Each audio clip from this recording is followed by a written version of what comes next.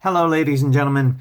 I can no longer work from school, so I've got to work at home. So I'm just using my phone and a copy of the worksheet, and we're just going to be working through some problems here together for today's lesson. Today we're going to be talking about changing between forms to graph quadratics. So you guys have learned the three standard quadratic or graphing and factored form. Today we're going to be switching back and forth. Each of them has a benefit to it. You just have to know how to switch between them, okay? So we're going to practice that a little bit. So today we have a problem and says make a sketch of the following equation by changing it from graphing form to standard form and then factoring. So we've got our equation written here in factored form, no, in graphing form. So I can already start making my graph. And looking at this, you should already be able to identify one key thing. What's the one key thing you can see? Well, it should be the vertex. So this should be y equals x minus h squared plus k. Because this is a plus and this is a minus, I know it has to be the opposite. So I know the vertex is going to be at -3 and then -4. Okay? Now I just need to find my roots. Now it does say here change it from graphing form to standard form, which is maybe not the easiest way, but that's what we want to practice getting. So the first thing I need to do is I need to change this x plus 3 squared to a generic rectangle to write it in standard form. So here's my generic rectangle, and I've got x plus 3 and x plus 3, and when I get that, I get x squared, 3x, 3x, and then 9. So I know y equals x squared plus 6x plus 9, and don't forget that -4, so -4. Now I go ahead and take care of that part right there. So now I got y equals x squared plus 6x plus 5. That is now my new standard form and my new trinomial. I'm going to factor that out.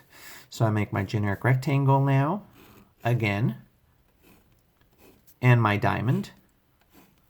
Now, I know my x squared goes here, the 5 goes here, 5x squared up here, and then 6x here. Two numbers that multiply to get me 5, but add up to get me 6 would, of course, be 5x and 1x. So 5x, 1x. Now I can factor x plus 5 and x plus 1. So now I know 0 equals x, not y, x plus 1 times a quantity of x plus 5. Zero product property tells me that I can set those both to 0 and solve. So now x plus 1 equals 0 and x plus 5 equals 0. And I solve and I get x equals -1 and x equals -5. Those are my two roots. So now I can go here and say -1 and -5. So -1, 0, and -5, 0 are my roots. And I can make my parabola now. And there we go. Okay. Oh, and I could also tell me right here, because of this, my y-intercept is going to be at 5. So 5, or 0, 5. Okay. There is my graph. Now, you should all feel pretty comfortable doing that. We've done that several times, that whole process. It should be pretty straightforward. Down here, though, I want you to go ahead and verify your answer by finding the roots directly from the graphing form. So I just go right back here and put 0 equals the quantity of x plus 3 squared minus 4. And now I'm just going to go ahead and solve directly here. So I add 4 to this side plus 4 over here. And I get 4 equals x plus 3, the quantity of x plus 3 squared. Of course, now I want to do square root on both sides. And then square root of 4 is 2 equals the absolute value of x plus 3. I split it up. X plus 3 equals 2, and x plus 3 equals the opposite of 2. And now I go ahead and finish solving. Subtract 3 from both sides, and I get x equals -1 and x equals -5, which were the two roots that I had come up with originally. Now, which of these two methods is easier for you? It kind of depends on which one you like, but you should feel comfortable doing both of those. Now, we're going to do this one more time. That was a nice, easy problem. Let's try something a little bit more complicated. Okay? So now I've got this new equation.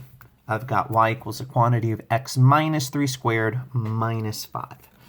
So now I want to go ahead and change this to standard form. Okay? So y equals, oh, and I got to do my generic rectangle. I forgot to do that here. So x minus 3 and x minus 3. Hopefully you're getting a little better at doing this on your own, and it doesn't take too long. So now I've got y equals x squared minus 6x plus 9, and then minus 5. Don't forget to bring that minus 5 down. Now I've got y equals x squared minus 6x plus 4. Okay? Now, at that point then, I've got to do my generic rectangle here. X squared here, 4 over here. Diamond problem, 4x squared and negative 6x. Now I need two numbers that multiply to get me 4 and add to get me negative 6. Now, can you think of anything?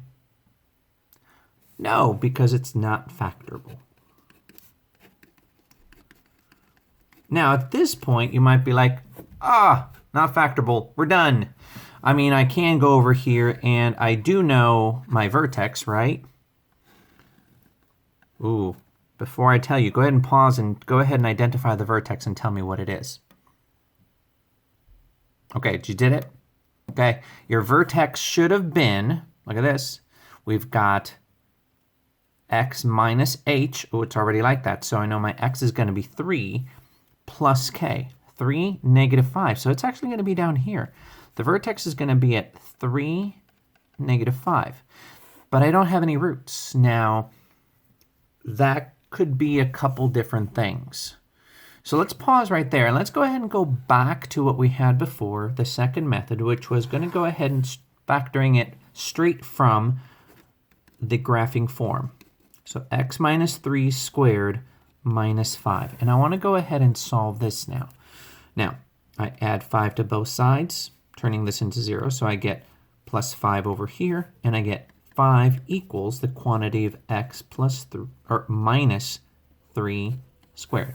Now, at this point, you should already start seeing what the issue is. When I do the square root, I am not going to get a whole number, but I am going to get a number nonetheless. So I'm going to leave it at that. So square root of 5 equals the absolute value of x minus 3. And please remember that's minus, not a plus. I messed up there. So I then split it up here, and I say x minus 3 equals the square root of 5, and x minus 3 equals the opposite of the square root of 5. Okay? Now, hopefully you have a calculator handy here because we are going to need it here. So I do plus 3 and plus 3, plus 3 and plus 3, and I get x equals the square root of 5 plus 3, and x equals the opposite of the square root of 5 plus 3. Now, this right here is a final answer. It's just written in, what is it? Exact radical form. However, for my case, since I'm going to make a graph, I do need it in approximate decimal form. So I'm going to get my calculator, and I'm going to go ahead and find the square root of 5, okay?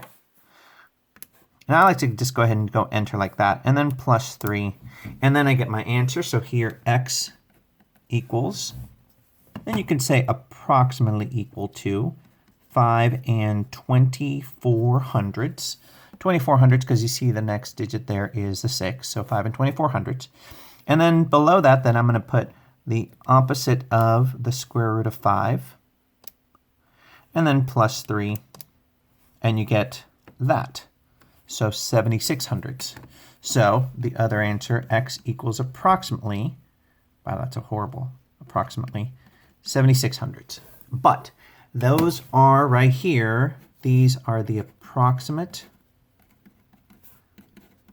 decimal. form of the answer. Okay, but it does allow me to go ahead and plot my points here. So now I can come back up here and say one of my roots is at 76, 0, and 7600s, comma 0, and then here at 5 and 2400s, comma 0. And then I can graph it. So see, that's one of the benefits. Right here, we see this and we say, oh, it's not factorable. We're done. We can't do it. But when we go ahead and use it from the graphing form, we can find that we can get the answer. It's just not handy. Okay? And then from there, I go ahead and get my graph. All right, guys, I hope that helped. I hope that made sense. You are going to practice this now with a couple problems, 3 problems here, and hopefully you can solve them well. And I will be posting the next video soon. Hopefully have a wonderful weekend, and I can't wait to see you guys at some point. Okay? All right, please let me know if you got questions. Talk to you later. Bye.